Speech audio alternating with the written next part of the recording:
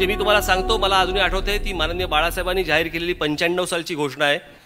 95 साली महाराष्ट्राची लोकसंख्या किती होती बघा, झोपडपट्ट्यांचं प्रमाण किती होतं बघा, आणि त्याच्यानंतर जी योजना जाहीर झाली की फुकट घरं मिळतील म्हणून संपूर्ण देशभरामधनं किती लोकसंख्या महाराष्ट्रामध्ये आली फुकट घरं मिळवायला, आणि त्यातनं किती झोपड्या बाहेर उभ्या राहिल्या, हे याचं कारण त्याच्याकडे लक्ष दिलं गेलं नाही. आणि आजही तेच चालू आहे.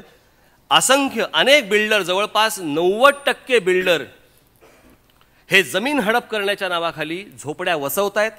झोपड्या वसवल्या की तिथे ती SRAची स्कीम मांडायची, तिथे इमारत उभी करायची, त्या लोकांना उचलायचं, त्यांना दुसऱ्या जागेवरती हलवायचं, तिथे बसवायचं, तिथे स्कीम तयार करायची. अशा प्रत्येक ठिकाणी महाराष्ट्रामध्ये ह्या सगळ्या गोष्टी सुरू आहेत. आपण जर कधी हेलिकॉप्टरने वगैरे या बाजूने गेलो, मी त्या दिवशी इथून गेलो, बीचेसवरती झोपड्या बसवल्या जातात. जेवढे समुद्र किनारे आहेत त्या समुद्र किनाऱ्यांवरती, म्हणजे हे आता हे बिल्डर परत त्या जमिनी घेणार आणि पुढे पुढे इमारती बांधत जाणार. आणि याच्यासाठी आम्ही हा निर्णय घेतला की याच्या पुढे झोपडपट्टी पुनर्वसन योजना ही सरकार राबवेल, कोणताही बिल्डर राबवणार नाही, कोणताही बिल्डर सह्या घेणार नाही.